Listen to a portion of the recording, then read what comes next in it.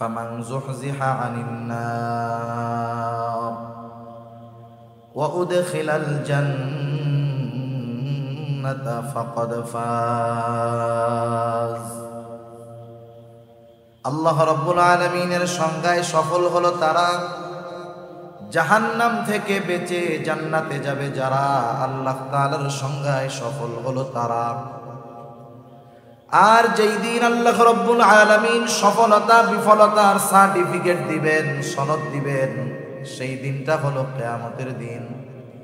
একটু আগেই আল্লাহ রাব্বুল আলামিন বলেন, ওয়া ইন্নামা তুওয়াফাউনা উজুরাকুম ইয়াউমাল কিয়ামাহ ফামান যুহজিহা আনিন নার ওয়া উদখিলাল জান্নাতা ফাকাদ ফাজ।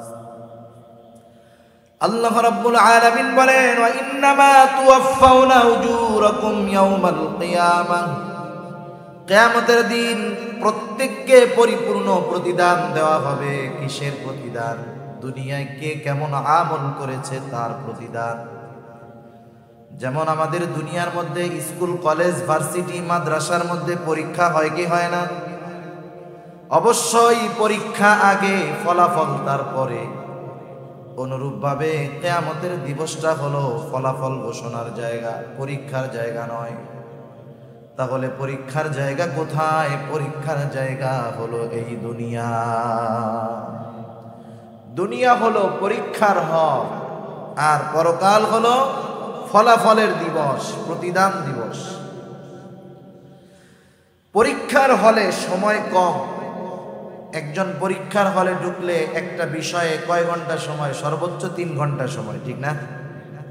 কিন্তু যদি এই 3 ঘন্টা সময় ওই ছাত্র কাজে লাগাতে ব্যর্থ হয়, 3 ঘন্টা সময় যদি কাজে লাগাতে ব্যর্থ হয়, তাহলে তার ব্যর্থতা থাকে সারা জীবন, ঠিক কিনা বলুন? আবার কোনো ব্যক্তি যদি পরীক্ষার হলের অল্প সময় কাজে লাগাতে পারে, তাহলে তার সফলতা হয় দীর্ঘদিন ব্যাপী, অনেক দিন ব্যাপী। এই জন্য দুনিয়া হলো পরীক্ষার জায়গা। দুনিয়ার হায়াতটা নিতান্তই বড় কম। কত কম, কত কম! কারণ দুনিয়া আমাদের কিন্তু শেষ আবাসস্থল নয়, আমাদের শেষ মঞ্জিল, শেষ আবাসস্থল হলো জান্নাত। আল্লাহ তাআলা কবুল করুক, সবাই বলি আমিন। আমরা আল্লাহ তাআলার কাছে এই ব্যাপারে আশা রাখি যে ইনশাআল্লাহ আমাদের সবার শেষ মঞ্জিল, শেষ ঘাঁটি হবে জান্নাত। সবাই তো আর যাবে না, তারপরেও আশা রাখি। কারণ আল ঈমানু বাইনাল খাউফি ওয়ার রাজা, আশা এবং ভয়ের মাঝে ঈমান। আশার ব্যাপারে আল্লাহ তাআলার নিকটে সর্বোচ্চ আশা রাখা চাই, আবার ভয়ের ব্যাপারেও সর্বোচ্চ ভীত হওয়া চাই। হযরত ওমর রাদিয়াল্লাহু তাআলা আনহু বলতেন, আমি তো আল্লাহ তাআলার কাছে এত পরিমাণ আশা রাখি যে তাম দুনিয়ার সব মানুষ যদি জাহান্নামী হয়, একজন মানুষ যদি জান্নাতি হয়, আমি আশা করি আমি ওমর হব সেই একজন ব্যক্তি। সুবহানাল্লাহ। আবার এতটা ভীত আমি যে তাম দুনিয়ার মানুষ যদি জান্নাতি হয় আর একজন মানুষ যদি জাহান্নামী হয়, আমি ভয় পাই যে হতে পারে ওই একজন ব্যক্তি হব আমি ওমর। আল্লাহ তাআলার ব্যাপারে সর্বোচ্চ আশা রাখা চাই, কারণ আল্লাহ তাআলার ব্যাপারে আমাদের ধারণা যেমন, আমাদের ব্যাপারে আল্লাহ তাআলার ব্যবহার হবে তেমন। সেজন্য আমাদের শেষ মঞ্জিল হলো জান্নাত। কিন্তু এই শেষ মঞ্জিলে যাওয়ার আগে আমরা অনেকগুলা মঞ্জিল, অনেকগুলা ঘাটি অতিক্রম করি, অনেকগুলা ঘাটি। প্রথমত, দুনিয়াতে আমাদের কোনো অস্তিত্ব ছিল না। একটা সময় তো মানুষ বলতেই কোনো কিছু ছিল না। আল্লাহ রাব্বুল আলামিন হযরত আদম আলাইহিস সালামকে সৃষ্টি করেছেন মাটি দিয়ে। আমাদের মূল সৃষ্টি হলো হযরত আদম আলাইহিস সালাম থেকে। আল্লাহর নবী বলেন, আল্লাহ তাআলা আদম আলাইহিস সালামের পৃষ্ঠদেশ তথা পিঠ থেকে আমাদের সবার রূহ একত্রে এক সময় সৃষ্টি করেছেন। আল্লাহ তাআলা আদম আলাইহিস সালাম থেকে আমাদের রূহ সৃষ্টি করেছেন। তাহলে বোঝা গেল এখন আছি দুনিয়ার জগৎ। দুনিয়ার জগতে আসার আগে আমরা আরেকটা জগতে ছিলাম। সেই জগৎটা হলো রূহের জগৎ। বলেন তো, রূহের জগতে আমরা সবাই ছিলাম, কোনো সন্দেহ আছে নাকি? কিন্তু রূহের জগতে আমাদের অবস্থান কাল কত বছর ছিল, এর হিসাব আমাদের কারো জানা আছে নাকি? হয়তো লক্ষ লক্ষ বছর আমরা রূহের জগতে ছিলাম। একটা সময় আল্লাহ তাআলা মা বাবার মাধ্যমে আমাদেরকে দুনিয়ায় পাঠাইছে। আল্লাহ রাব্বুল আলামিন যখন মায়ের গর্ভে 120 দিন পর ওই তুচ্ছ এক ফোঁটা নাপাক পানি একটা মৃত মাংসের টুকরায় প্রস্তুত হয়ে যায়, 120 দিন পর আল্লাহ তাআলার আদেশে ফেরেশতারা হাজির হয়ে যায়। মায়ের পেটের মধ্যে আমি আপনি ছিলাম মৃত। এজন্য আল্লাহ তাআলা কোরআনুল কারীমের মধ্যে আগেই বলছেন মরার কথা, আল্লাযী খালাকাল মাউতা ওয়াল হায়াতা লিয়াবলুয়াকুম আইয়ুকুম আহসানু আমালা ওয়া বারাকা ওয়া সাল্লামা তাসলিমান কাসীরান কাসীরা। أما بعد فأعوذ بالله من الشيطان الرجيم. بسم الله الرحمن الرحيم. يا أيها الذين آمنوا اصبروا وصابروا ورابطوا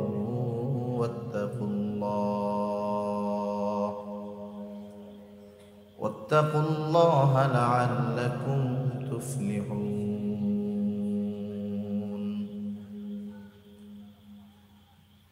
وقال تعالى ولنبلونكم بشيء من الخوف والجوع ونقص من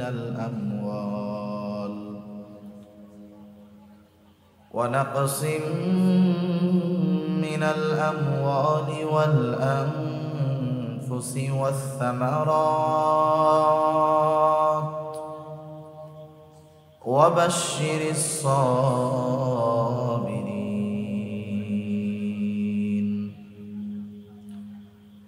الذين إذا أصابتهم مصيبة قالوا إنا لله وإنا إليه راجعون. وقال رسول الله صلى الله عليه وسلم أشد الناس بلاء الأنبياء ثم الأمثال فالأمثال أو كما قال النبي صلى الله عليه وسلم. صدق الله العلي العظيم وصدق رسوله النبي الكريم ونحن على ذلك من الشاهدين والشاكرين والحمد لله رب العالمين. سبحانك لا علم لنا إلا ما علمتنا إنك أنت العليم الحكيم. আমরা মুহাব্বতের সাথে দুরূদ শরীফ পাঠ করি। اللهم صل على محمد وعلى آل محمد كما صليت على إبراهيم وعلى آل إبراهيم إنك حميد مجيد. اللهم بارك على محمد وعلى آل محمد كما باركت على إبراهيم وعلى آل إبراهيم إنك حميد مجيد بلغ العلا بكماله كشف الدجى بجماله حسنت جميع خصاله صلوا عليه وآله لا إله إلا الله لا إله إلا الله لا إله إلا الله لا إله إلا الله لا إله إلا الله لا إله إلا الله محمد رسول الله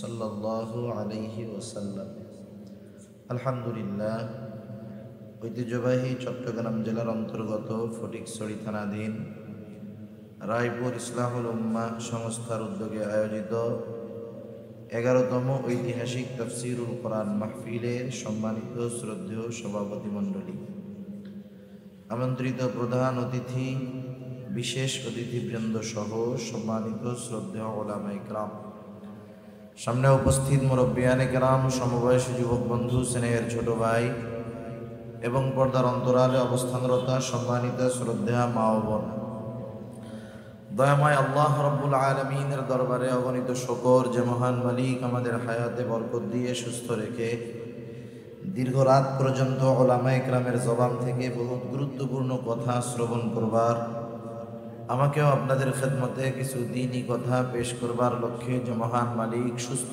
অবস্থায় এখানে আসার তৌফিক দিয়েছেন, সেই মহান মালিককে খুশি করার জন্য মুহাব্বতের সাথে জবান খুলে অন্তর থেকে আমরা একবার কালিমাতুশ শুকর পাঠ করি আলহামদুলিল্লাহ।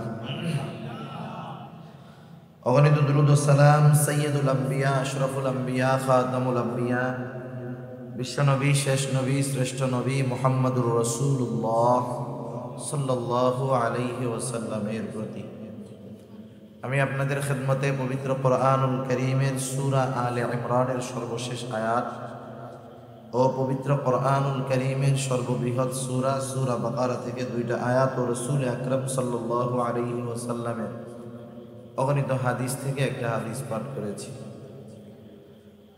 আল্লাহ সুবহানাহু ওয়া তাআলা সূরা আলে ইমরানের সর্বশেষ 200 নম্বর আয়াতে আমাদেরকে সফল মুমিন হতে বলেছেন। সফল মুমিন, কোরআনুল কারীমের অন্যতম একটি বৈশিষ্ট্য হলো কোরআনুল কারীমের মধ্যে আল্লাহ সুবহানাহু ওয়া তাআলা শুধু আদেশ করেন তা নয়, বরং যেই আদেশটা করেন সেই কর্মটা কিভাবে বাস্তবায়ন করতে হবে আল্লাহ তাআলা এটাও আমাদেরকে জানায় দেন। সুবহানাল্লাহ, এটা আল্লাহ সুবহানাহু ওয়া তাআলার বড় ইহসান আমাদের প্রতি, দয়া আমাদের প্রতি। যেমন আল্লাহ তাআলা মুত্তাকি হতে বলেছেন কোরআনুল কারীমের মধ্যে।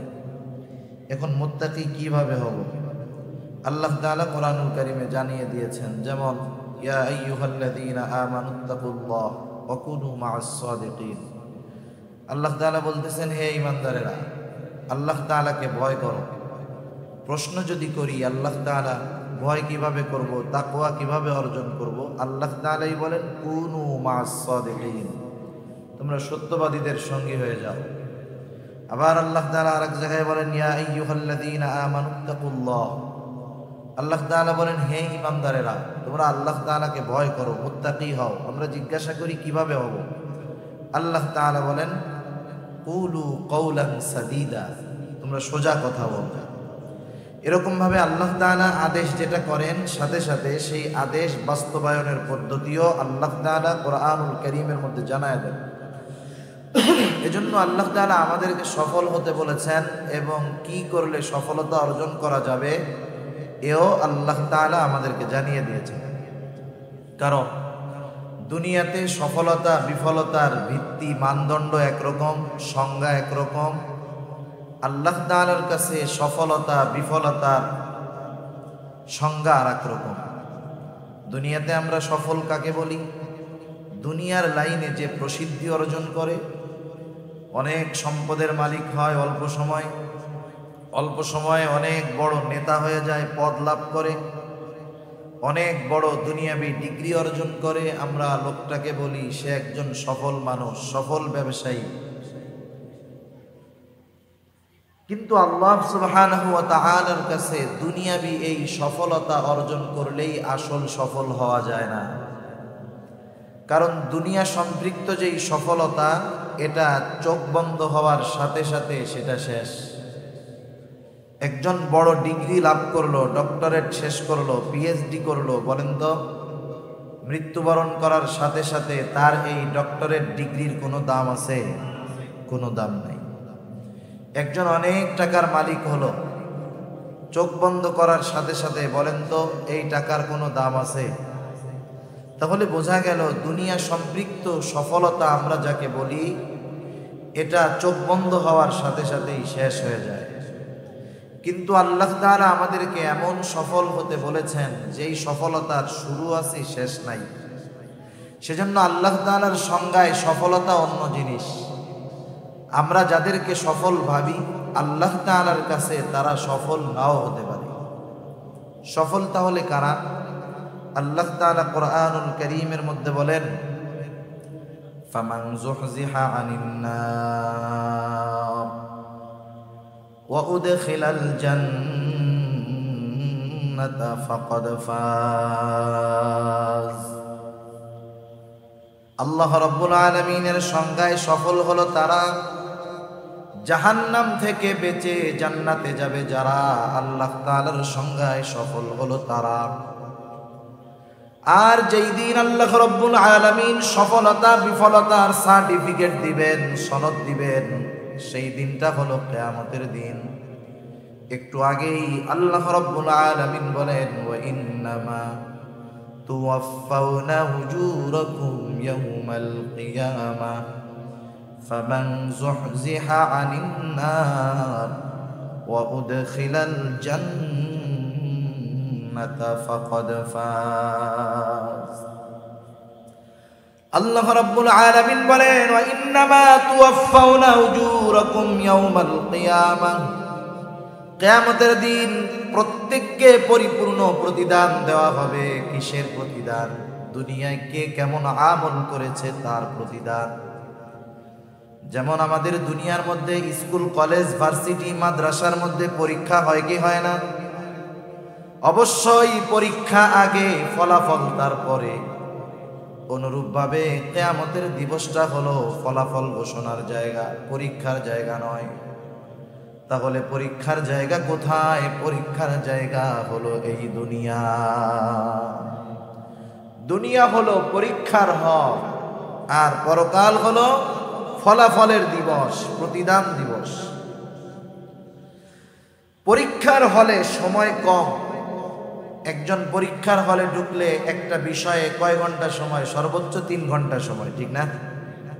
কিন্তু যদি এই 3 ঘন্টা সময় ওই ছাত্র কাজে লাগাতে ব্যর্থ হয়, 3 ঘন্টা সময় যদি কাজে লাগাতে ব্যর্থ হয়, তাহলে তার ব্যর্থতা থাকে সারা জীবন, ঠিক কিনা বলুন?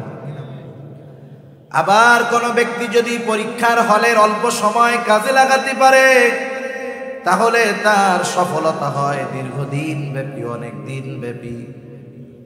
এই জন্য দুনিয়া হলো পরীক্ষার জায়গা। দুনিয়ার হায়াতটা নিতান্তই বড় কম। কত কম। কারণ দুনিয়া আমাদের কিন্তু শেষ আবাসস্থল নয়, আমাদের শেষ মঞ্জিল, শেষ আবাসস্থল হলো জান্নাত। আল্লাহ তাআলা কবুল করুক, সবাই বলি আমিন। আমরা আল্লাহ তাআলার কাছে এই ব্যাপারে আশা রাখি যে ইনশাআল্লাহ আমাদের সবার শেষ মঞ্জিল, শেষ ঘাঁটি হবে জান্নাত। সবাই তো আর যাবে না, তারপরেও আশা রাখি। কারণ আল ঈমানু বাইনাল খাউফি ওয়ার রাজা, আশা এবং ভয়ের মাঝে ঈমান। আশার ব্যাপারে আল্লাহ তাআলার নিকটে সর্বোচ্চ আশা রাখা চাই। আবার ভয়ের ব্যাপারেও সর্বোচ্চ ভীত হওয়া চাই। হযরত ওমর রাদিয়াল্লাহু তাআলা আনহু বলতেন, আমি তো আল্লাহ তাআলার কাছে এত পরিমাণ আশা রাখি যে তাম দুনিয়ার সব মানুষ যদি জাহান্নামী হয়, একজন মানুষ যদি জান্নাতি হয়, আমি আশা করি আমি ওমর হব সেই একজন ব্যক্তি। সুবহানাল্লাহ। আবার এতটা ভীত আমি যে তাম দুনিয়ার মানুষ যদি জান্নাতি হয় আর একজন মানুষ যদি জাহান্নামী হয়, আমি ভয় পাই যে হতে পারে ওই একজন ব্যক্তি হব আমি ওমর। আল্লাহ তাআলার ব্যাপারে সর্বোচ্চ আশা রাখা চাই, কারণ আল্লাহ তাআলার ব্যাপারে আমাদের ধারণা যেমন, আমাদের ব্যাপারে আল্লাহ তাআলার ব্যবহার হবে তেমন। সেজন্য আমাদের শেষ মঞ্জিল হলো জান্নাত। কিন্তু এই শেষ মঞ্জিলে যাওয়ার আগে আমরা অনেকগুলা মঞ্জিল, অনেকগুলা ঘাটি অতিক্রম করি, অনেকগুলা ঘাটি। প্রথমত, দুনিয়াতে আমাদের কোনো অস্তিত্ব ছিল না। একটা সময় তো মানুষ বলতেই কোনো কিছু ছিল না। আল্লাহ রাব্বুল আলামিন হযরত আদম আলাইহিস সালামকে সৃষ্টি করেছেন মাটি দিয়ে। আমাদের মূল সৃষ্টি হলো হযরত আদম আলাইহিস সালাম থেকে। আল্লাহর নবী বলেন, আল্লাহ তাআলা আদম আলাইহিস সালামের পৃষ্ঠদেশ তথা পিঠ থেকে আমাদের সবার রূহ একত্রে এক সময় সৃষ্টি করেছেন। আল্লাহ তাআলা আদম আলাইহিস সালাম থেকে আমাদের রূহ সৃষ্টি করেছেন। তাহলে বোঝা গেল এখন আছি দুনিয়ার জগৎ। দুনিয়ার জগতে আসার আগে আমরা আরেকটা জগতে ছিলাম, সেই জগৎটা হলো রূহের জগৎ। বলেন তো, রূহের জগতে আমরা সবাই ছিলাম, কোনো সন্দেহ আছে নাকি? কিন্তু রূহের জগতে আমাদের অবস্থান কাল কত বছর ছিল এর হিসাব আমাদের কারো জানা আছে নাকি? হয়তো লক্ষ লক্ষ বছর আমরা রূহের জগতে ছিলাম। একটা সময় আল্লাহ তাআলা মা বাবার মাধ্যমে আমাদেরকে দুনিয়ায় পাঠাইছে। আল্লাহ রাব্বুল আলামিন যখন মায়ের গর্ভে 120 দিন পর ওই তুচ্ছ এক ফোঁটা নাপাক পানি একটা মৃত মাংসের টুকরায় প্রস্তুত হয়ে যায়, 120 দিন পর আল্লাহ তাআলার আদেশে ফেরেশতারা হাজির হয়ে যায়। মায়ের পেটের মধ্যে আমি আপনি ছিলাম মৃত।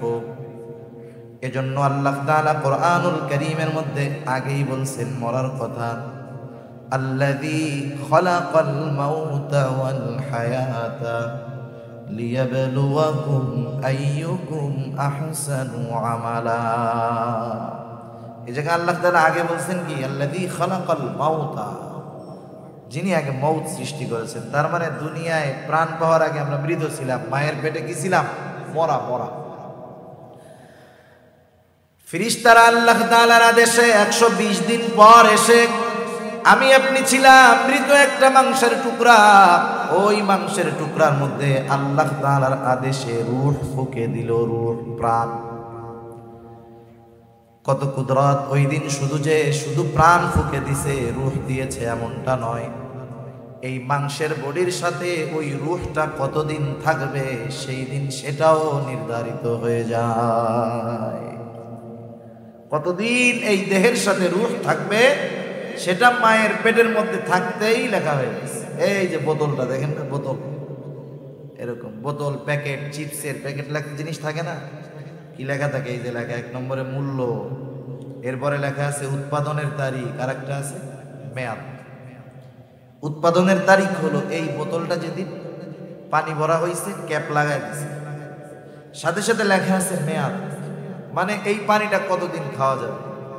এখন বলেন, মেয়াদ উত্তীর্ণ পানি 3 মাস আগে মেয়াদ উত্তীর্ণ হয়ে গেছে, এই পানি যদি আপনার কাছে নিয়ে দিয়া বলি হাদিয়া আপনার আমি খাওয়াই দিই, খান, নষ্ট হয়েছে না হয়েছে আল্লাহ ভালো জানে, কিন্তু যখন দেখবেন যে মেয়াদ শেষ খাবেন। অনুরূপভাবে বোতলের গায়ে যেমন উৎপাদনের তারিখ তথা ওর জন্ম তারিখ আর ওর মৃত্যু তারিখ লেখা আছে, অনুরূপভাবে আমার আপনার সাথেও মৃত্যু তারিখ লেখা আছে। বোতলের গায়ের মেয়াদটা দেখা যায়, কিন্তু আমার আপনার মেয়াদ কতদিন দেখাও যায় না, জানাও যায় না। কিন্তু একটা নির্দিষ্ট সময় কিন্তু আছে, কিন্তু আমাদের অজানা, জানা নাই।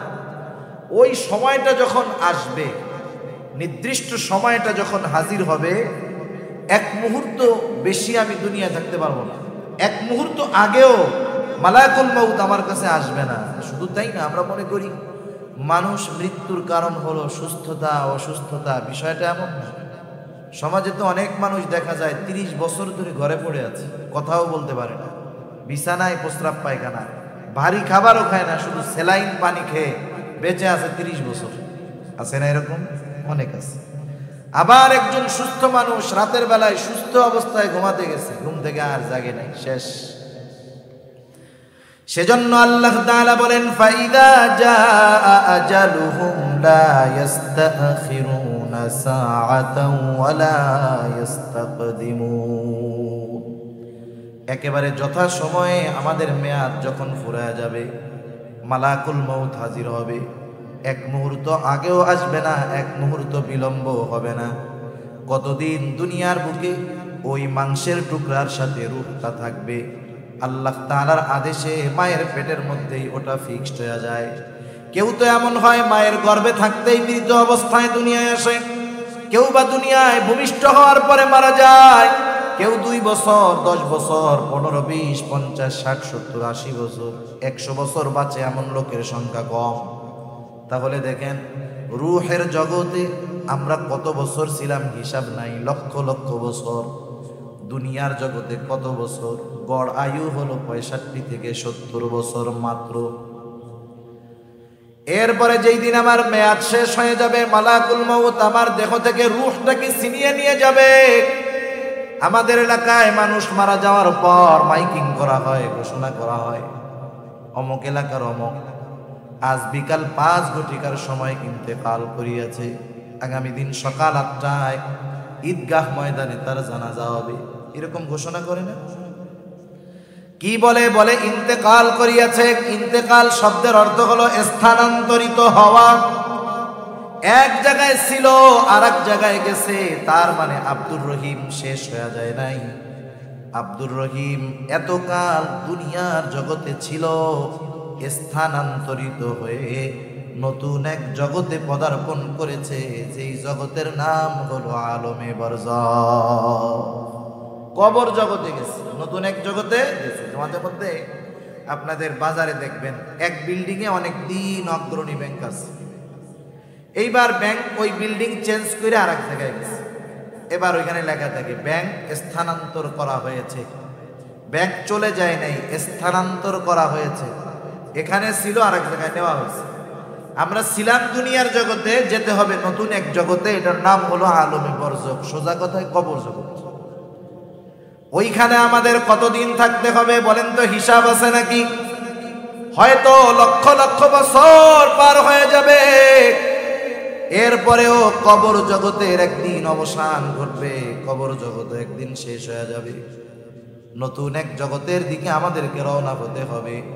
আল্লাহ তাআলা কোরআনুল কারীমের মধ্যে বলেন ওয়ানুফিখা ফিস সূরি ফাসাইকা মান ফিস সামাওয়াতি ওয়া মান ফিল আরদ সুম্মা নুফিখা ফীহি উখরা ফাইযা হুম কিয়ামুন ইয়ানদুরুন।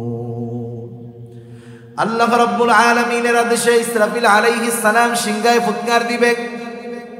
প্রথমবার সিংহায় ফুৎকার দেওয়ার পর এত আওয়াজ হবে, ফাসাইকা মান ফিস সামাওয়াতি ওয়া মান ফিল আরদ, আসমান জমিন এই দুইটার মাঝে যা আছে সব অজ্ঞান হয়ে যাবে, মৃত্যু ঘটে যাবে তাদের। এরপরে দীর্ঘকাল পর আল্লাহ তাআলার আদেশে ইসরাফিল আলাইহিস সালাম আরেকটা সিংহায় ফুৎকার দিবে। আল্লাহ তাআলা বলেন সুম্মা নুফিখা ফীহি উখরা ফাইযা হুম কিয়ামুন ইয়ানদুরুন। অতঃপর যখন দ্বিতীয় ফুৎকার দেওয়া হবে, মানুষেরা যে যেখানে মৃত্যুবরণ করেছিল, যাকে যেখানে দাফন করা হয়েছিল, প্রত্যেকের অবস্থান থেকে উঠে দাঁড়িয়ে যাবে। সুবহানাল্লাহ।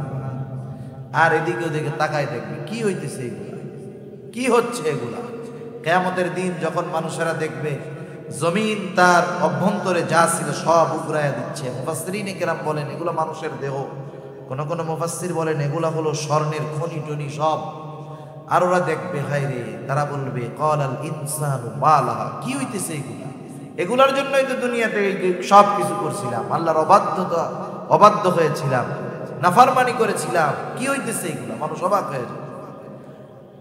আল্লাহ তাআলা কোরআনুল কারীমের মধ্যে আরেক জায়গায় বলেন, মানুষেরা যখন কিয়ামতের দিন উঠবে, শুধু তাই না, আল্লাহ রাব্বুল আলামিন তাদের রবের দিকে তারা ছুটতে থাকবে। নতুন এক জগতে পদার্পণ, ছিলাম আলমে বরজখ, এখন উঠে গেলাম হাসরের ময়দানে। এটাও মনে করেন একটা মঞ্জিল। এই মঞ্জিলের বিশালতা কত বড়!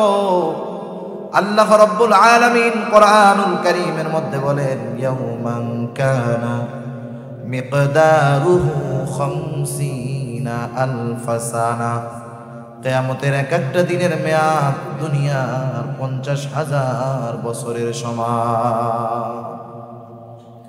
একটা সময় বিচার আচার হবে, মানুষেরা প্রথমে তো দুই ভাগে ভাগ হবে। আল্লাহ তাআলা বলেন, ফারিকুম ফিল জান্নাহ ওয়া ফারিকুম ফিস সাঈর।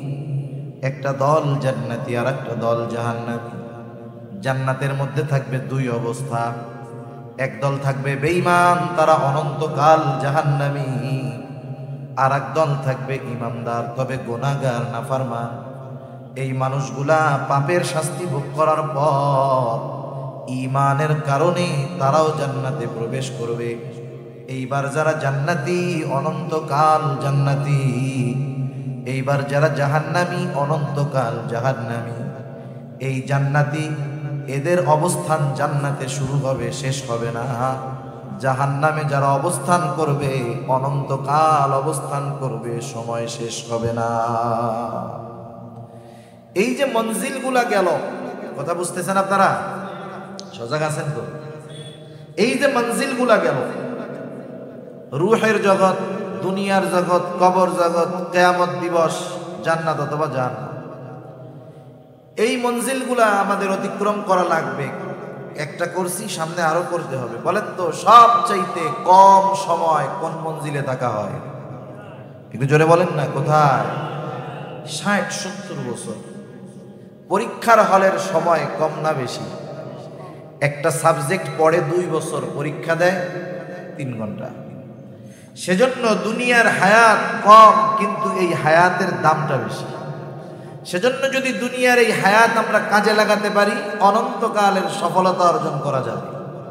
এজন্য অনন্তকালের সফল যদি হতে হয়, দুনিয়ার সময়টাকে কাজে লাগাতে হবে, ঠিক কিনা বলেন?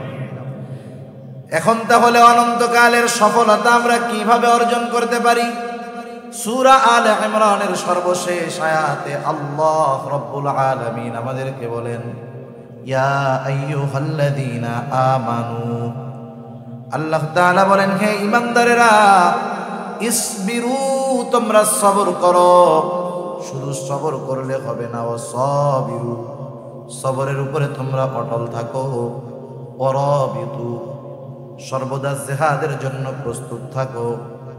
4 নাম্বার, ওয়াত্তাকুল্লাহ, আল্লাহ তাআলাকে ভয় করো। কেন এই 4 গুণ আমরা অর্জন করব? আল্লাহ তাআলা বলেন, লাআল্লাকুম তুফলিহুন, যাতে তোমরা শুধু মুমিন নয়, সফল মুমিন হতে পারো। তাহলে সফল কারা? জান্নাতে যাবে যারা। সফল কারা? জান্নাতে যাবে যারা। আমরা সবাই সফল হইতে চাই না? সবাই চাই তো? আল্লাহ কবুল করুন। তাহলে 1 নাম্বার গুণ হলো, যদি সফল হতে চাই, আল্লাহ তাআলা বলেন, হে ঈমানদারেরা, ইসবিরু, তোমরা সবর করো। সবর, সবর বলতে আমরা কি বুঝি? সবর কোথায় করব, কিভাবে করব, আমাদের অনেকের জানা নাই। অনেক সময় আমরা মনে করি বিপদ আপদ, মুসিবত, কষ্ট, ক্লেশ, এখানেই মনে হয় শুধু সবর। সবর মনে হয় আর কোনো জায়গায় নাই। কিন্তু তাফসীরে মারিফুল কোরআন সহ দুনিয়ার যত প্রসিদ্ধ তাফসীর রয়েছে, 3 জায়গায়। 1 নাম্বার সবর হবে সবরুন আলাত তাআত, আনুগত্যের মধ্যে সবর। আনুগত্যের মধ্যে হবে সবর, তথা সবরুন আলাল ইবাদাহ, ইবাদতের মধ্যে সবর। কারণ আনুগত্যটাই হলো ইবাদত। আল্লাহ এবং রাসূলের পরিপূর্ণ আনুগত্য যারা করে, তারাই মূলত ইবাদত করে। সেই জন্য আল্লাহ তাআলার যত আদেশ আছে নিষেধ আছে সবগুলা বিনা যুক্তিতে বিনা চিন্তায় মেনে নেওয়ার নাম হলো আনুগত্যতা। আল্লাহ তাআলা যেটা করতে বলছেন সেটা করা, যেটা নিষেধ করেছেন সেটা থেকে বিরত থাকা, সোজা কথা, শেষ। এরপরে 2 নাম্বার সবর হবে সবরুন আনিল মাআসি, পাপের ক্ষেত্রে সবর।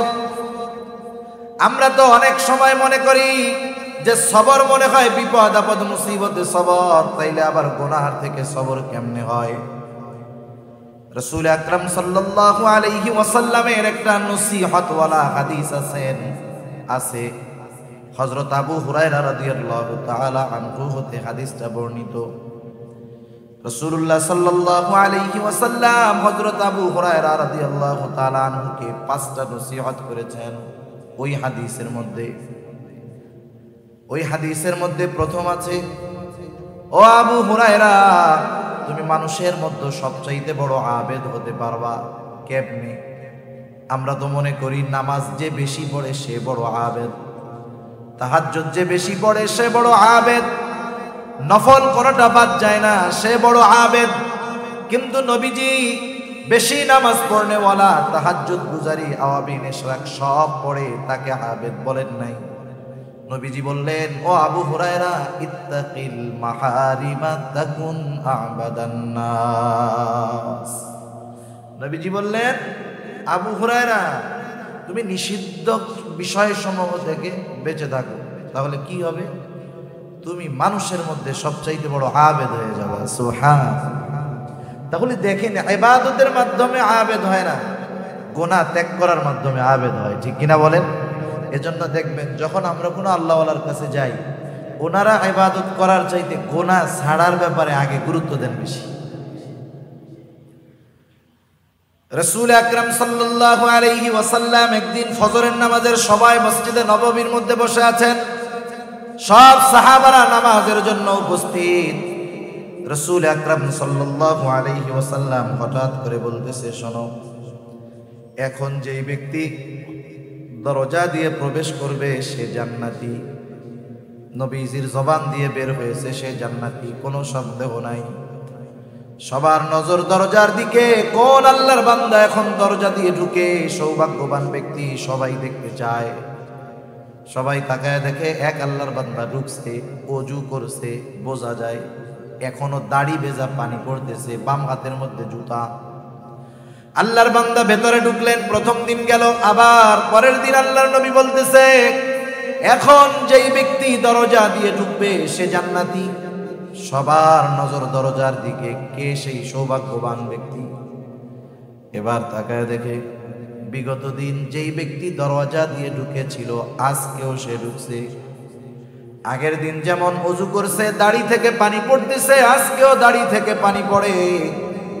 দ্বিতীয় দিন চলে গেল, তৃতীয় দিন আবার নবীজি বলতেছেন, শোনো, এখন যেই ব্যক্তি দরওয়াজা দিয়ে ঢুকবে সে জান্নাতি। সবার নজর আবার দরজার দিকে, তাকায় দেখে বিগত 2 দিন যেই ব্যক্তি ঢুকেছে যেই অবস্থায় ছিল আজকেও সেই অবস্থা, দাড়ি দিয়ে পানি পড়তেছে, মানে মাত্র ওযু করছে একটু আগে, বাম হাতের মধ্যে জুতা, ঢুকছে। একটা বর্ণনায় ওই ব্যক্তির নাম আসছে, আর এক বর্ণনায় আসে নাই, মুসনাদে আহমদের মধ্যে আর এক বর্ণনায় আসছে যেই ব্যক্তি ঢুকছে ওনার নাম হলো হযরত সাদ রাদিয়াল্লাহু তাআলা। এক ব্যক্তির ব্যাপারে যখন বিশ্বনবীজির পর 3 দিন একই ঘোষণা, এই লোকটা জান্নাতি, কোনো সন্দেহ নেই, ঠিক কিনা বলেন? একজন সাহাবী আব্দুল্লাহ ইবনে আমর ইবনুল আস রাদিয়াল্লাহু তাআলা, উনি চিন্তা করলেন কোন স্পেশাল আমলের কারণে নবীজি পর 3 দিন তার ব্যাপারে এমন ঘোষণা দিলেন।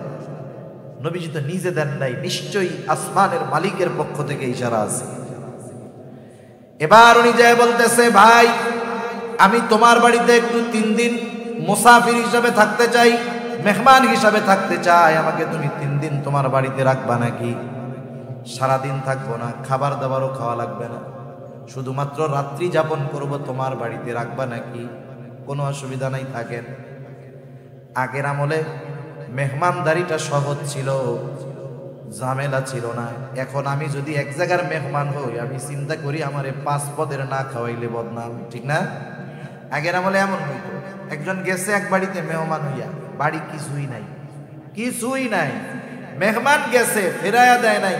মেহমান যাওয়ার পরে বলতেছে কি বলবো, আলহামদুলিল্লাহ আপনি আসছেন, মেহমান তো বরকত নিয়ে আসে, আমাদের ঘরে কিছু নাই, আমরা রোজা আছি, আপনিও থাকেন, ইনশাল্লাহ কিছু একটা হবে। আর এখন মেহমান আসলে আমার ঘরে কিছু নাই, আমি যদি বলি আমারও ইজ্জত শেষ, মেহমানের ইজ্জত শেষ, ঠিক কিনা বলেন? সেজন্য আগে মেহমান আসলে মানুষ খুশি হইতেছে, বরকত আসতেছে। এখন মেহমান আসলে টেনশনে পড়ে যায় যে মাসের শেষ, কি খাওয়ামু, কি করবো, কি বদনাম করবে আত্মীয় স্বজনের কাছে। ঠিক আছে, সব লোক দেখানো লৌকিকতা হয়ে গেছে আমাদের, ঠিক কিনা বলেন? সেজন্য মেহমান আসলে বরকত আগের মতো আসে না, আমাদের নিয়তের গরমিলের কারণে।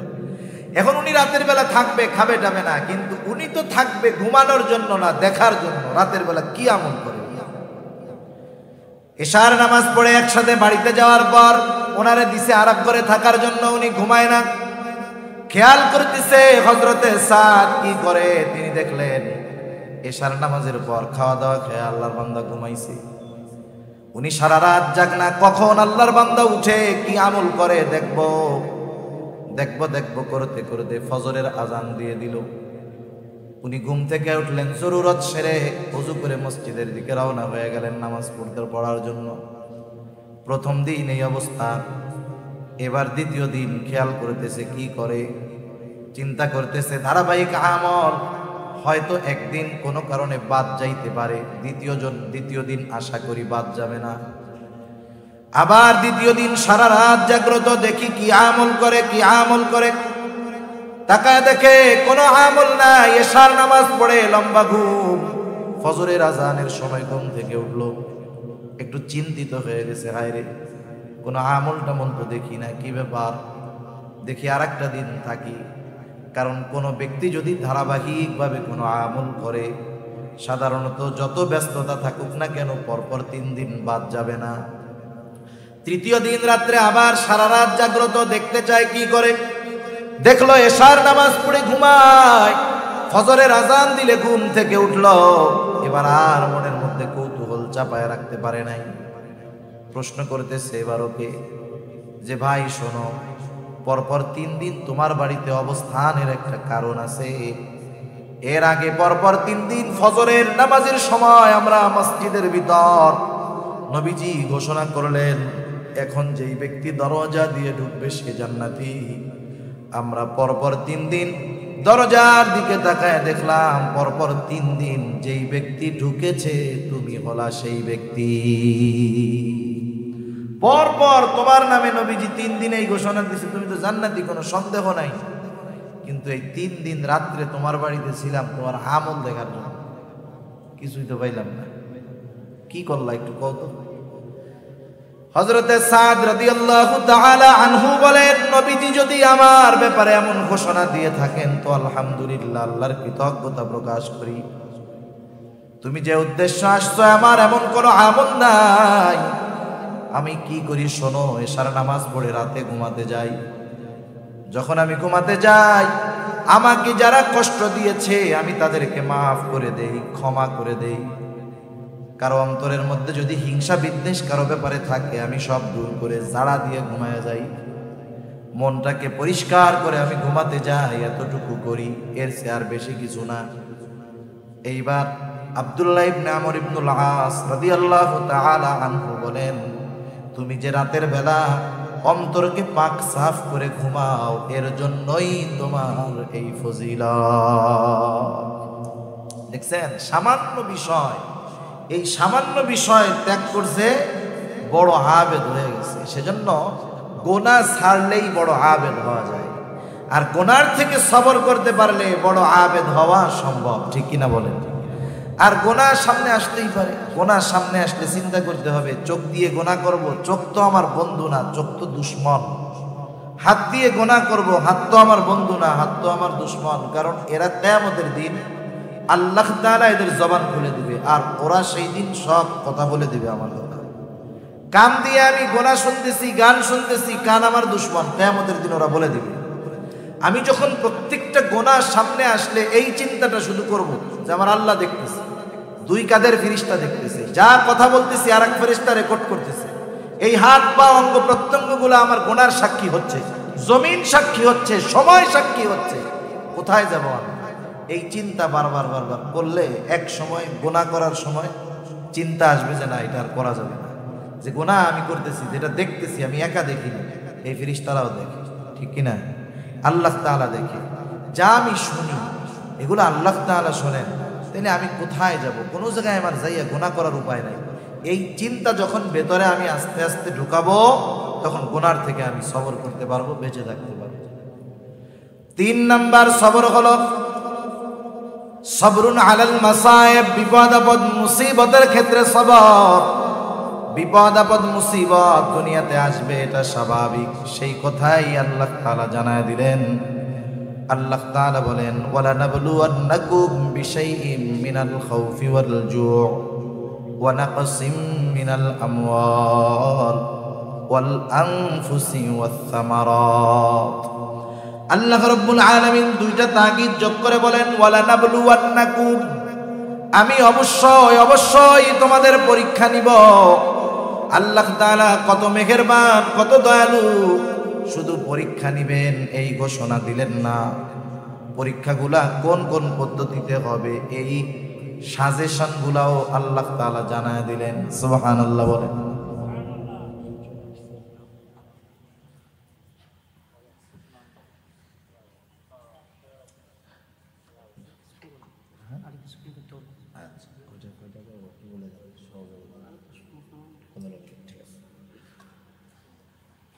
আল্লাহ তাআলা কত মেহেরবান, শুধু যদি বলতেন আমি পরীক্ষা নিব, কিছু বলার ছিল, করার ছিল, আমাদের কিছু করার বা বলার ছিল, বলেন ছিল না। কিন্তু পরীক্ষাগুলা কিভাবে নেবেন আল্লাহ তাআলা বলে দিলেন। যেমন দেখেন, পরীক্ষার আগে ছাত্ররা ওস্তাদদের কাছে যায়, স্কুলেও যায়, মাদ্রাসায়ও যায়। যাওয়ার পরে কি বলে যে হযরত কিতাব তো অনেক বড়, একটু দাগায় দেন না, কোন কোনগুলো আসতে পারে। হযরত তো দাগায় দেয়, তাহলে কি হয়, বিশাল কিতাব পরীক্ষার জন্য সব যদি পড়তে হয় কঠিন হয়ে যাবে। একটু সংক্ষিপ্ত যদি হয়ে যায়, সাজেশন যদি পাওয়া যায়, তাইলে প্রস্তুতি নেওয়াটা সহজ হয়, ঠিক কিনা বলেন? আল্লাহ তাআলা কত মেহেরবান, সংক্ষিপ্ত সাজেশন দিয়ে দিয়েছেন। আর যখন কি পরীক্ষা হবে, কোন বিষয়ের পরীক্ষা হবে জানা যায়, ওটার প্রস্তুতিও নেওয়া যায়, ঠিক কিনা? একটা মেধাবী ছাত্র, খুব ভালো ছাত্র, হঠাৎ করে ফজরের নামাজের সময় উঠছে, ওরে বলা হইলো চলো এখনই তোমার এই কিতাবের পরীক্ষা দিতে হবে। ও যত ভালো ছাত্র হোক, মানসিক একটা প্রস্তুতির ব্যাপার আছে, এখানে ওর পরীক্ষা খারাপ হয়ে যাবে। কিন্তু যদি বলা হয় ওই ছাত্রকে যে তোমার কিন্তু পরীক্ষা 2 মাস পরে এই বিষয়ের নেওয়া হবে, ও যখন প্রস্তুতি নেওয়ার সুযোগ পাবে, ওর পরীক্ষা ভালো হবে, ঠিক কিনা? আল্লাহ তাআলা আগের থেকেই আমরা জানি প্রস্তুতি নিতে পারি, পরীক্ষায় যেন ফেল না হয়, এজন্য আল্লাহ তাআলা আগের থেকে জানায় দিয়েছেন পরীক্ষা কিসের কিসের মধ্যে হবে। সুবহানাল্লাহ। আল্লাহ তাআলা বলেন, ওয়ালা নাবলুওয়ান্নাকুম বিশাইইম মিনাল খাউফি ওয়াল জু'। আল্লাহ তাআলা বলেন, আমি অবশ্যই তোমাদের পরীক্ষা নিব কিছু ভয়ের মাধ্যমে, ওয়াল জু', ক্ষুধা তথা অভাব, দারিদ্রতার মাধ্যমে আমি আল্লাহ পরীক্ষা নিব। ওয়া নাকসিম মিনাল আমওয়াল, মালের লস, মালের ক্ষতির মাধ্যমে আমি আল্লাহ পরীক্ষা নিব। ওয়াল আনফুস, জানের ক্ষতির মাধ্যমে পরীক্ষা নিব। হতে পারে সেই জানের ক্ষতি আমার নিজের হতে পারে, অসুস্থতা নিজের হতে পারে, অথবা প্রিয়জনের হতে পারে। মনে করেন আল্লাহ তাআলার কাছে চাইতে চাইতে 10 বছর পরে আল্লাহ তাআলা একটা সন্তান দিলেন। যে আল্লাহ সন্তান দিলেন, সে আল্লাহ চাইলে নিয়েও যাইতে পারেন। এইবার সন্তানটার বয়স যখন হলো 2-3 বছর, আব্বু আব্বু ডাকে, আম্মু আম্মু ডাকে, আবার ছেলেটারে আল্লাহ নিয়ে গেল। জানের ক্ষতি নিজের মাধ্যমে, নিজের জানের ক্ষতি অথবা প্রিয়জনের জানের ক্ষতির মাধ্যমে আল্লাহ তাআলা পরীক্ষা নেন। ওয়াসসামারাত, ফল ফসলের ক্ষতির মাধ্যমে আল্লাহ তাআলা পরীক্ষা নেন। কি পরীক্ষা নেন? আল্লাহ তাআলা দেখতে চান বান্দা কি বিপদ আপদ মুসিবতে পড়ার পর আমি আল্লাহর দিকে ফিরে আসে নাকি অন্য দিকে চলে যায়। ইমানের 6টি ভিত্তির অন্যতম ভিত্তি হলো আল কাদরি খাইরিহি ওয়া শাররিহি মিনাল্লাহি তাআলা, তাকদীরের ভালো মন্দ তথা গোটা জিন্দেগীর সব কল্যাণ অকল্যাণ কার তরফ থেকে হয়? আল্লাহর তরফ থেকে। আল্লাহ তাআলাই কল্যাণ দেন, আল্লাহ তাআলাই অকল্যাণ দেন। আল্লাহ তাআলা কল্যাণ দিয়েও পরীক্ষা নেন, অকল্যাণ দিয়েও আল্লাহ পরীক্ষা নেন। কেউ যদি মনে করে আমারে টাকা পয়সা দিছে মনে হয় ভালোবাসে এই জন্য, বিষয়টা এমন না। তাইলে কারুন হইতো আল্লাহর সবচাইতে ভালোবাসার পাত্র, ঠিক কিনা বলেন? সেজন্য আল্লাহ দিয়েও পরীক্ষা নেন, না দিয়েও পরীক্ষা নেন। দিয়ে কি পরীক্ষা নেন? দিয়ে দেখেন যে শকর করে কিনা, ফখর করে কিনা, গর্ব করে কিনা, আমি আল্লাহকে ভুলে যাই কিনা। না দিয়ে পরীক্ষা নেন যে অভাবে পড়া সে অবৈধ পথে যায় কিনা, আমি আল্লাহকে ভুলে যাই কিনা, আমি আল্লাহকে দোষারোপ করে কিনা। এজন্য আল্লাহ তাআলা যে কত মেহেরবান, বিপদ দিবেন নিজে জানায়া দিলেন, আবার তিনিই বলেন যে বিপদে পড়লে কি করবা, আমি আল্লাহ তোমাদেরকে বলে দিতেছি। সুবহান। দুই আয়াত আগে আল্লাহ তাআলা বলেন আল্লাযীনা ইযা আসাবাতহুম মুসিবা ক্বালু, আল্লাহ রাব্বুল আলামিন দুই আয়াত আগে বলেন ইয়া আইয়ুহাল্লাযীনা আমানুস্তাঈনু বিস-সাবরি ওয়াস-সালাহ ইন্নাল্লাহা মা'আস-সাবিরিন। আল্লাহ তাআলা বলেন হে ঈমানদারেরা ইস্তাঈনু, তার মানে বোঝা গেল ঈমানদারদের উপরে পরীক্ষা আসবে, ঠিক কিনা বলেন? আল্লাহ তাআলা কিন্তু বলেন না ইয়া আইয়ুহান নাস, আল্লাহ তাআলা বলছেন ইয়া আইয়ুহাল্লাযীনা আমানু, হে ঈমানদারেরা। বিপদ আপদ মুসিবত আসবে, কি করব? আল্লাহ তাআলা বলেন ইস্তাঈনু, আমি আল্লাহ তাআলার কাছে সাহায্য চাও।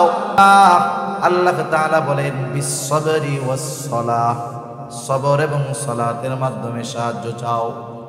যেই মুমিন বিপদ আপদ মুসিবতে সবর এবং সালাত, ধৈর্য এবং নামাজের মাধ্যমে আল্লাহর কাছে সাহায্য চায়, এই মুমিন কিন্তু সাধারণ মুমিন না। কারণ এর পরপরই আল্লাহ তাআলা বলেন ইন্নাল্লাহা মা'আস-সাবিরিন।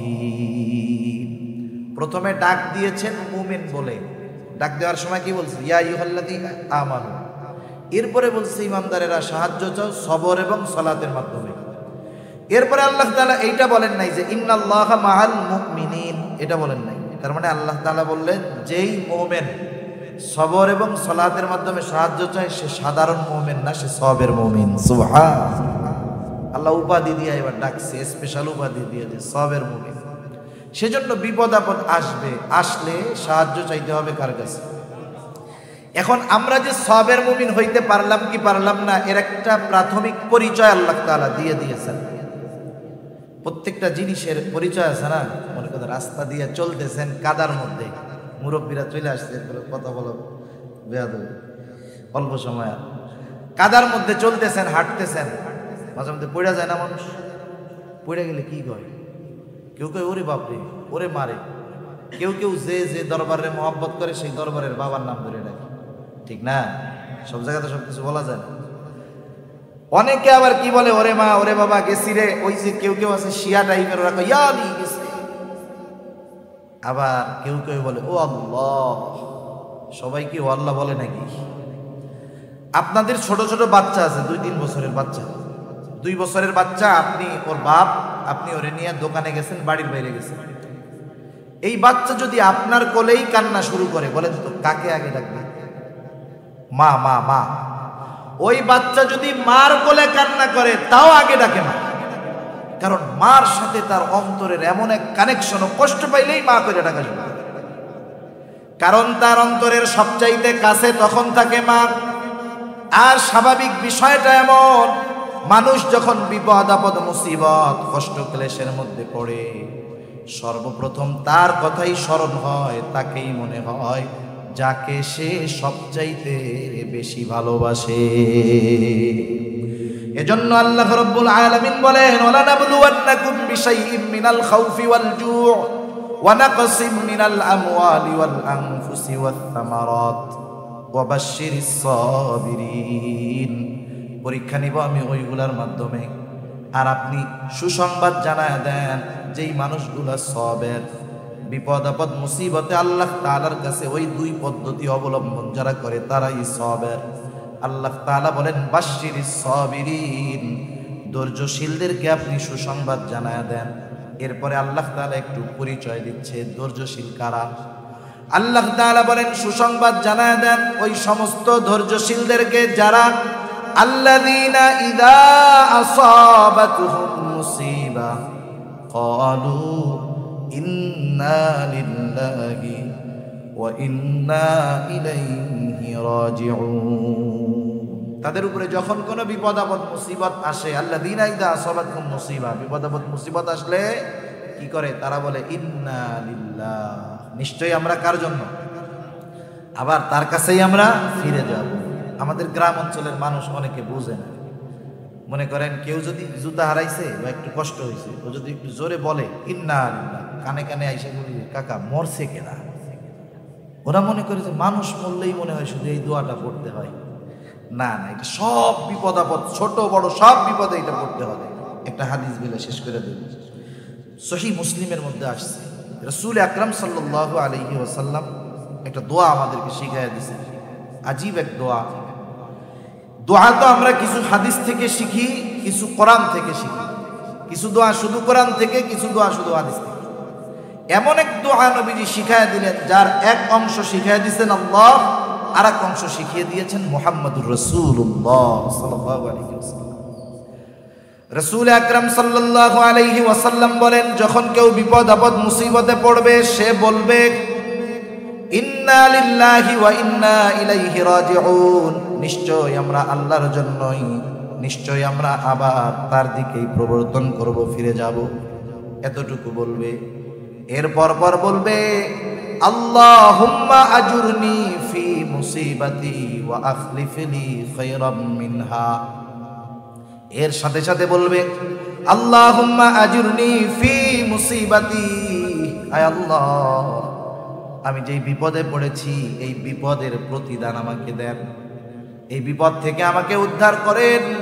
শুধু উদ্ধার করবেন, ছোটখাটো প্রতিদান দিবেন তা নয়। ওয়া আখলিফলি খায়রাম মিনহা, এই মুসিবত এই বিপদের মাধ্যমে আমি যা হারিয়েছি তার চাইতে উত্তম আপনি আমাকে ফিরিয়ে দেন। নবীজি এরপরে বলেন যে এই দোয়াটা পড়বে বিপদ আপদ মুসিবতের সময়, সে বিপদের মাধ্যমে যা হারাইছে তার চাইতে উত্তমটা আল্লাহ তাআলা তাকে দিয়ে দিবে। সুবহানাল্লাহ। তবে একটু শর্ত আছে। শর্ত হলো, আর এক হাদিসে আল্লাহ নবী বলেন সবর হলো বিপদের প্রথমে। কিন্তু আমরা সবর করি কোন সময়? যখন নিজেরা আর কুলায় পারি না, ঠিক না? মনে করেন আমি বাজারে যাইতেছি, একজন বাজারে যাচ্ছে, পকেটে 1000 টাকার নোট নিয়ে হঠাৎ করে রাস্তার মধ্যে পড়ে গেছে। বাজারে যেয়ে পকেট টকেট টুকায় দেখে টাকা নাই, কি করবে? দাঁড়ায় থাকবে না আসবে বিষয়? 15-20 বার রাউন্ড দেওয়ার পরে যখন দেখবে টাকা পায় না, তখন কি বলবে জানেন? সদকা করে দিলাম টাকাটা, আল্লাহ সদকা করে দিলাম, ঠিক না? এই মুহূর্তে আরেকজন বলতেছে কাকা আপনি কিছু খুঁজতেছেন? হ্যাঁ খুঁজি রে বাপ, আমার 1000 টাকা হারিয়ে গেছে। এই তো 1000 টাকা। এখন বলেন এই লোক কি করবে? একটু আগে কি কইছি? সদকা করে দিলাম। এখন পিছন দিয়ে বলতেছে এই যে টাকা, এ লোক কি করবে বলেন তো? তখন আর আল্লাহকে সদকা করছিল এটা আর মনে থাকবে না। তা যাই হোক, বিপদ আপদ মুসিবত যখন একবারে আমরা যখন না পারি তখন আল্লাহর উপরে নিয়ে যাই। কিন্তু উচিত হলো প্রথম থেকেই আল্লাহর উপরে ভরসা করা, শরীয় সমর্থিত পন্থায় চেষ্টা করা।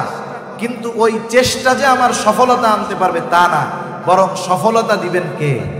আল্লাহ তাআলা। যেমন 1 মিনিট আর শেষ করে দিই। হাসপাতালে যখন কোনো রুগী অসুস্থ থাকে, অনেক সময় আপনাদের কাছে আমাদের কাছে দোয়া চাই, বলে হুজুর আমার আব্বার অমুক দিন অপারেশন, একটু দোয়া করেন আল্লাহ তাআলা যেন অপারেশনটা সাকসেসফুল করে। অথবা রুগী ডাক্তার অপারেশন থিয়েটারে অপারেশন চলতেছে, দোয়া চাই কি কইরা? বলে যে একটু দোয়া করেন আল্লাহ যেন অপারেশনটা সাকসেস করে। বলেন তো, অপারেশন থিয়েটারে তো অপারেশন করতেছে ডাক্তার, আল্লাহ করতেছে অপারেশন? অপারেশন করে ডাক্তার, তার মানে ডাক্তার অপারেশন করে কিন্তু সাকসেস করতে পারে না। সাকসেস করে কে? আল্লাহ তাআলা। জীবনের বিপদ আপদ মুসিবতে এই একটা নিয়ম, আমি বৈধ পন্থায় চেষ্টা করব। আমার চেষ্টা আমাকে সফলতার শিখরে পৌঁছাতে পারবে না যদি আল্লাহ না পৌঁছায়। এই যে করোনা হইতেছে, মাস্ক, স্যানিটাইজার, টিকা, এগুলার উপরে আমার ভরসা না। এগুলো আমি নিব ঠিক আছে, কিন্তু আল্লাহ তাআলা যদি হেফাজত করে তাইলে বাঁচতে পারবো, নইলে বাঁচা সম্ভব না। আল্লাহ সুবহানাহু ওয়া তাআলা আমাদের সবাইকে এই 3টা জায়গায় সবর করার তৌফিক দান করুক। ইবাদতের মধ্যে, গুনার থেকে, বিপদ আপদ মুসিবতে, এবং আল্লাহ তাআলা আমাদের সবাইকে সাবিরিন বান্দাদের তালিকায় অন্তর্ভুক্ত হওয়ার তৌফিক দান